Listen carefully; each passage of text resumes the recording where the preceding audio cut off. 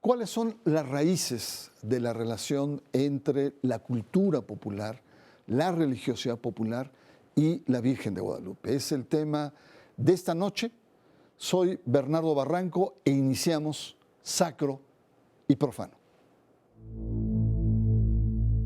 En el Nica Mopogua, que significa palabra de vida, la Virgen mandata a Juan Diego lo siguiente: sábelo, ten por cierto, hijo mío el más pequeño, que soy perfecta siempre Virgen Santa María, Madre del verdadero Dios. Mucho deseo que aquí me levanten mi casita sagrada, porque yo en verdad soy vuestra Madre compasiva, tuya y de todos los hombres que en esta tierra estáis en uno. El culto guadalupano nace popular. Tiene su asentamiento en el santuario mexica que adoraba a Tonantzin, madre de los dioses. Así lo registra Fray Bernardino de Sahagún con ciertas reservas. Cerca de los montes hay 3 o 4 lugares donde solían hacer muy solemnes sacrificios y que venían a ellos de muy lejanas tierras. Uno de estos es aquí en México, donde está un montecillo que se llama Tepeacac y los españoles llaman Tepeaquilla y ahora se llama Nuestra Señora de Guadalupe. En este lugar tenían un templo dedicado a la madre de los dioses que llamaban Tonantzin, que quiere decir nuestra madre. Guadalupe,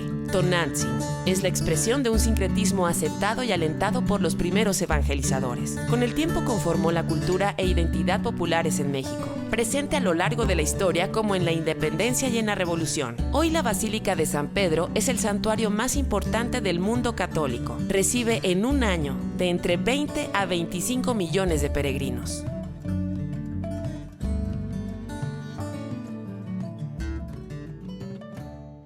Muy buenas noches, bienvenidos a Sacro y Profano. Esta noche vamos a repasar, a retomar el tema de Guadalupe. Guadalupe y la religiosidad popular. Pero déjenme hacerles una confesión. Yo, la verdad, me siento muy fascinado por el fenómeno guadalupano. Se lo digo con mucha sinceridad. Su origen, el encuentro de culturas, el relato del Nica Mopogua, la presencia de Guadalupe en la historia y la identidad del país. De tal manera que yo sé que hay muchos amigos protestantes, muchos amigos que ven el programa y que dicen, bueno, ¿y por qué ese Barranco está permanentemente tomando el tema de Guadalupe cada año? La verdad es un fenómeno que merece ser analizado y merece tener el seguimiento. Hoy es Guadalupe y la religiosidad popular. Clodomiro Sillers, antropólogo, sacerdote, introdúcenos en este tema. ¿Por qué Guadalupe es un fenómeno de religiosidad popular? Mira, se llama religiosidad popular porque surge del pueblo, en primer lugar. Y segundo, porque es el pueblo que lo lleva adelante. No es que la iglesia le haga mucha homilía, mucha teología a esto, sino que es el pueblo que lo está viviendo. Y lo está viviendo según sus tradiciones antiguas y según las tradiciones populares de hoy. Y entonces, como se vive popularmente, es una religiosidad popular. Pero eso de religiosidad como que le baja el tono. Y sin embargo, Pablo VI, desde 1976, dijo que ya quisiéramos muchos que tenemos el cristianismo y todo, vivir como lo viven y con el compromiso y con la sinceridad con la que lo hacen los de la religiosidad popular. Y que ya no le llamemos así, que le digamos la religión del pueblo. Esa es la manera como el pueblo no únicamente se relaciona entre ellos como una comunidad, sino que al mismo tiempo comparten las mismas perspectivas, las mismas creencias, los mismos objetivos y piensan y viven que ahí hay una relación con lo trascendente. En este caso, en el caso de la religiosidad popular guadalupana, es con lo trascendente en su aspecto femenino. Dios está con nosotros como madre, en la tierra, en el agua, y también está como padre en el viento y en el fuego y en otras muchas cosas. Pero eso no viene de una perspectiva propuesta por los misioneros, por el catolicismo, sino que es una perspectiva que viene de las raíces antiguas de nuestros antepasados. Pues muy interesante. Además, hay que reconocer que en mucho tiempo la estructura de la jerarquía no veía con buenos ojos estas expresiones populares, incluso en algún momento hasta las combatió. Imagínate que hay unos autores muy importantes, como Bernardino de Sahagún, que dice, yo no acepto eso. Se dan donde estaba antes una veneración a una deidad femenina. Están hablando en el idioma de los indígenas. Además, nada más una vez mencionaron a Jesús. Yo eso no lo tomo en cuenta. No lo entendía. No, lo que pasa es que también en el catolicismo hay una ideología, es decir, hay unas ideas que justifican lo que está pasando. Muy bien, pasamos, por así decirlo, de la religiosidad popular a la cultura popular. ¿Por qué Guadalupe es tan fascinante que sociólogos como yo, antropólogos, he escuchado comunistas que se dicen ateos, judíos que se dicen, comunistas se dicen guadalupanos, ateos guadalupanos, judíos guadalupanos? ¿Qué tiene la Virgen de Guadalupe que trasciende identidades, incluso algunas muy duras, muy poderosas? Es que esta es precisamente una de las grandes virtudes de la presencia guadalupana desde el siglo XVI, como ha mencionado el padre. Ese abrir la puerta, ese abrir la ventana a todas las ideas, las proyecciones, los sentimientos, las manifestaciones, las expresiones de religiosidad desde el siglo XVI. Ese fue precisamente el mensaje que ella le dio a Juan Diego allá en el Tepeyac, cuando lo invitó a llevar a cabo este magno proyecto que fue el guadalupanismo, ¿no? En otras palabras, la Virgen abre la puerta a todos. Y eso es un mensaje que llega directo. Llegó entonces y se ha conservado así hasta el presente, el siglo XXI. Es uno de sus atractivos, es una de sus cualidades, esa multiplicidad. Y además, como diría Brady, que es un historiador de Guadalupe, es un culto, un fenómeno que está en expansión. Así es, sí. Llama la atención que presente ahorita en el XXI y a través de todo el siglo XX, que fue un siglo eminentemente secularizador, en el que los especialistas, los sociólogos como tú, miraban a un fin de ese fenómeno que es la religiosidad, ¿no? De la relación entre el individuo y la divinidad, ¿no? Así se esperaba. Entonces, y de hecho ha habido un descenso, si se le puede llamar de alguna manera, en los intereses del ser humano actual con Dios. Aún en ese escenario, el fenómeno guadalupano ha tenido tal fuerza, tal dinamismo, tal sabiduría, tal encanto, que ha seguido presente, y no solo presente, sino en un incremento verdaderamente inesperado. Muy bien, pues muchas gracias. Vamos a un corte. Estamos analizando la Virgen de Guadalupe, Guadalupe y el fenómeno popular, religiosidad, cultura popular. Es el tema de esta noche aquí en Sacro y Profano.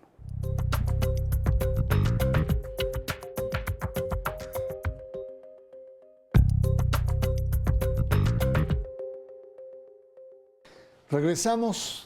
Guadalupe y la religiosidad popular es el tema que estamos viendo, que estamos repasando.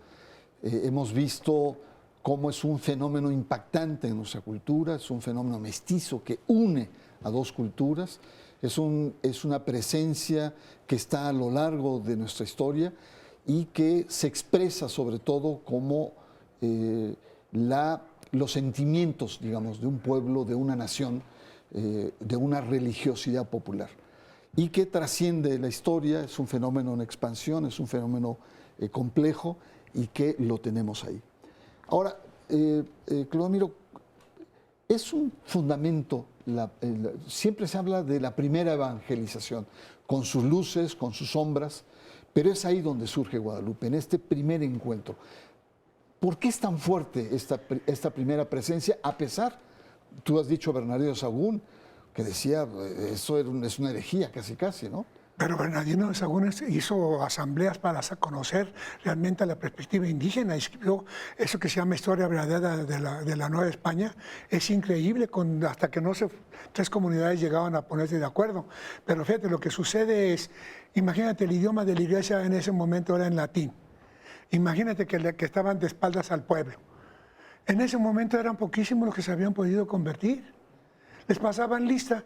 Y les pasaban lista para saber si no se habían ido a hacer un culto y poderlos después denunciar a la Inquisición. Entonces, no se convertía la gente. La gente se empezó a convertir a partir de lo de la Virgen de Guadalupe, porque la Virgen habló en el idioma de los indígenas, le habló a un indígena, quiso que se relacionara la iglesia con el mensaje de la Virgen y con el mensajero que era Juan Diego. Entonces, ahí hay una síntesis que es propia de las verdaderas religiones y que no se había podido dar con el cristianismo que había venido. No obstante que hubo algunos que se comprometieron, que defendieron y todo, pero la mayoría de lo que era la evangelización no estaba realmente pegando como tenía que pegar entre la gente. Así que entonces, pues, yo lo que digo es que lo de la Virgen de Guadalupe tiene lo mismo que tiene el judaísmo en cuanto a lo que es el pueblo, en cuanto a lo que es el lenguaje, en cuanto a lo que es la representación, en cuanto a la vivencia, y aquí es remediar las angustias, miserias, penas y dolores del pueblo. Eso dijo la Virgen, que a eso venía, y no únicamente para nosotros, para ustedes los habitantes de aquí, pero también para los demás que me invoquen. Imagínate, a los 5 años, a los 4 años te encuentras las imágenes de la Virgen de Guadalupe en Guatemala y en América del Sur. Hay una expansión increíble, ¿por qué? Porque la gente se identifica con una Virgen que es morena, con una Virgen que está efectivamente con todos los elementos que para nosotros eran significativos en la antigüedad. No, en realidad es un fenómeno muy fascinante este encuentro de culturas, simplemente el hecho de una virgen morena, ¿no? Una virgen que se identifica con una cultura devastada por la conquista, ¿no? Y eso y que ha durado hasta ahora, que sigue durando. Este es un fenómeno pues muy interesante, y ver cómo ahora, 5 siglos después, estamos encontrando pues que es el santuario más visitado del mundo católico, 20 millones. ¿Por qué la Virgen, por qué este hecho fundante sigue movilizando a una cantidad impresionante de personas? Sí, ese tema del peregrinaje es fabuloso. La peregrinación es una expresión muy compleja, extraordinariamente rica, muy vivificante, que es lo que se da presente en la Basílica, con esos 20 millones, que incluso se piensa que son más que los que acuden a San Pedro en Roma, porque en San Pedro en Roma hay mucho turismo, y estos son peregrinos, que es muy diferente, claro, ¿no? Claro. De suerte es que sí podemos preciarnos de que la Basílica es el centro de peregrinaje más frecuentado de la geografía católica universal. Y eso se dice pronto, pero no es tan fácil. Ese atractivo tan tremendo que ejerce la Virgen sobre absolutamente todos, provoca que la quieran ir a ver. Así de fácil, pero que quieran estar en su presencia. No solo a lo lejos, que también, pero el lujo es estarse uno con ella. Llegar allí a la presencia de la Madre y abrirse, es cuando el peregrino se abre, cuando se establece ese íntimo diálogo entre el peregrino y la Señora, mediante el cual el visitante se postra a sus pies.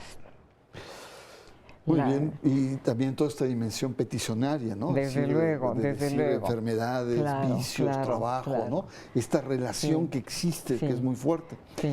Ahora, organizar un peregrinaje no es cualquier cosa, ¿no? Significa organización, significan recursos. El hecho de que, bueno, en estos días estamos hablando de que vienen 5 o 6 millones, pero la presencia a lo largo del año, estos pues, requiere una organización, ¿no? No solamente es un culto, sino también es una organización social. ¿Qué es el peregrinaje? Pero es fíjate, primero, toda la gente de aquí peregrinó para llegar acá. Aquí no había humanos. Unos vinieron por Bering, otros vinieron del sur de Asia, otros vinieron, fíjate, los de Pánuco vinieron del Mediterráneo, Panutla. ¿Cómo se apellidan ustedes? Nosotros nos apellidamos Panutla. ¿Qué quiere decir? Pasamos por encima del agua, vinieron del Mediterráneo. Aquí todo el mundo peregrinó. Pero entonces, fíjate que, por ejemplo, los aztecas quiere decir que su trabajo lo mata, porque eran esclavos.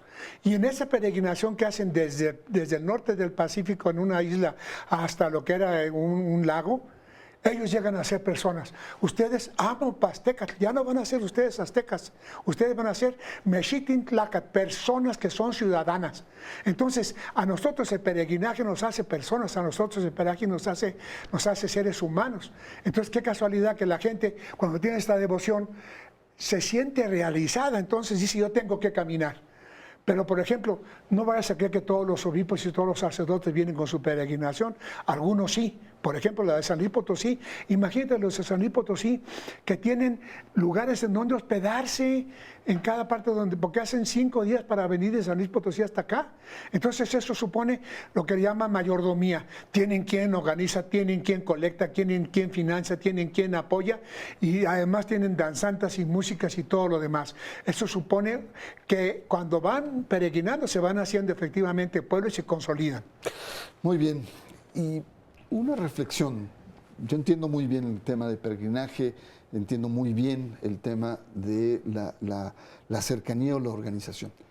Cuéntanos brevemente también este aspecto de la presencia en la historia de Guadalupe, en nuestros diferentes grandes momentos, que ha sido marcante. Y no digo solamente a nivel de historiadores o intelectuales o políticos, sino a nivel popular fundamentalmente. No, desde luego marcante, es una palabra muy que la define.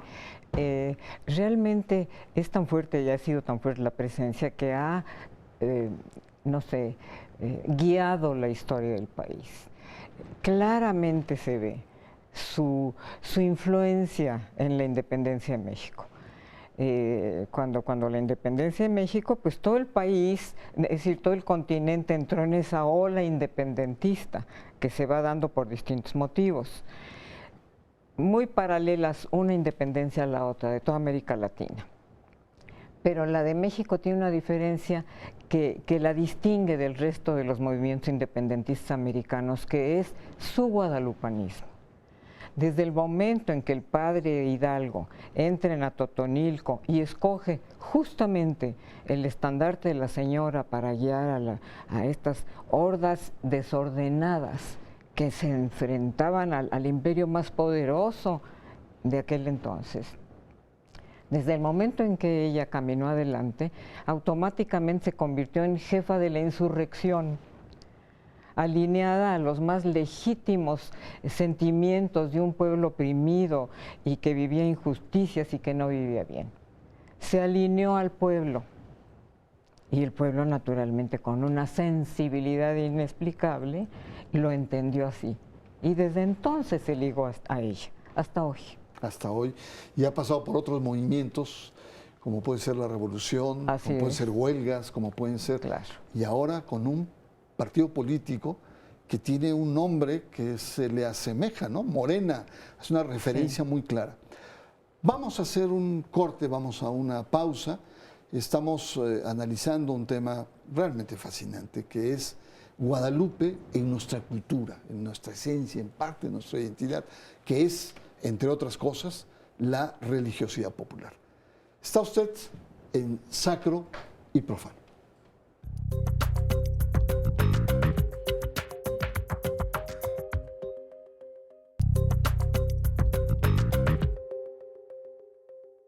Regresamos. Estamos en el último bloque, el tema es verdaderamente fascinante, es un tema que hay que estar remachando, analizando, porque en verdad es muy importante. Doctora, hay un problema de comercialización, una excesiva mercantilización de la imagen de Guadalupe. ¿Esto la favorece, la fortalece o la puede debilitar? ¿Cuál es su opinión? No, yo no creo que la debilite. Al contrario, esta comercialización de alguna manera pone a la disposición de todos los interesados pues el adquirir objetos que estén relacionados con ella, lo cual tiene matices infinitos, desde un gran cuadro de Cabrera, por ejemplo, aquellos que quieran o puedan hacer eso, hasta una medallita o un rosarito de 5 pesos que venden en la basílica, pasando por todo un tema en la orfebrería, en la floricultura. ¿Y la televisión? ¿Y la televisión? No, la televisión yo creo que cumple una función social importantísima. Muy bien. Otro tema que no podemos dejar fuera, padre Clodomiro, es el tema de la vinculación de otro culto que está surgiendo con mucha fuerza, que aquí hemos analizado, que es el culto de la Santa Muerte. Para algunos es una especie de herejía del culto a la Virgen de Guadalupe. ¿Cuál es tu opinión? Mira, eso responde a una situación muy grave que estamos viviendo en México, que es la violencia, la criminalidad y el peligro de muerte que muchos experimentan todos los días. Entonces, cuando surge esto, surge por una persona, pero ahí no hay una vinculación entre lo que está viviendo el pueblo y lo que se le exige a la iglesia. Como acá le dijeron, vas con el obispo y que el obispo colabore y que el obispo haga lo que yo necesito. Ahí está el pueblo y la iglesia juntos dentro de una perspectiva que es bien tradicional. Aquí eso no tiene una tradición, pero tiene que es una respuesta el culto a la muerte a una situación bien concreta. Y entonces ahí no hay una ritualidad. Acá la mayoría de la gente que quiere cumplir con lo de la Virgen de Guadalupe, peregrina, aunque no sepa, sabe que así se realiza. Esto que estoy haciendo con la Virgen de Guadalupe a mí me realiza y lo hago. En cambio, con la Virgen de Guadalupe, a mí me protege de una situación bien concreta que estoy sufriendo. Digo, perdón, con la Santa Muerte. Muy bien. Pues es una tradición en Sacro y Profano terminar con una brevísima conclusión. ¿Cuál sería tu conclusión de esta relación entre Guadalupe y cultura y religiosidad popular? Íntima relación entre los tres elementos. Desde luego, la religiosidad popular, como se le llama, es la fuerza que mandó a la Virgen al guadalupanismo para arriba, desde el momento de las apariciones hasta el presente. Muy bien. Muchas gracias por su presencia, doctora. Muy agradecido. Padre Clodomiro, sus reflexiones finales, ¿cuáles serían? Pues mira, lo de la Virgen de Guadalupe no es una cosa como una sola devoción, que se realiza con una sola actitud, una sola oración, una sola petición, como salen en otras prácticas de religiosidad popular. Esto es nacional, esto es continental, esto es mundial. Yo me encontré en la habitación de un compañero de Japón una imagen de la Virgen de Guadalupe allá en el Vaticano. ¿Te imaginas? Y decía que era una tradición de ellos. Quiere decir que esto responde efectivamente a una situación que es más de fondo, es más de necesidad que una cosa bien concreta como sería responder en el culto de la Santa Muerte a la criminalidad y al peligro de perder la vida. Muy bien, pues muchas gracias, Padre, muchas gracias por su presencia. Es un tema que está abierto. La presencia guadalupana en nuestra cultura, en nuestra identidad, es cierto que no todos profesan, sin embargo, marca la cultura. Yo me quedo siempre con una reflexión sociológica que si uno le pregunta a cada uno de los mexicanos si cree o no en la existencia de la Virgen de Guadalupe, el 95% te va a decir que sí. Por lo tanto, existió o no existió el mito fundante, socialmente la Virgen de Guadalupe existe y está presente en el corazón de la cultura de este país. Muchas gracias por su presencia y por supuesto le espero la próxima semana aquí en Sacro y Profano.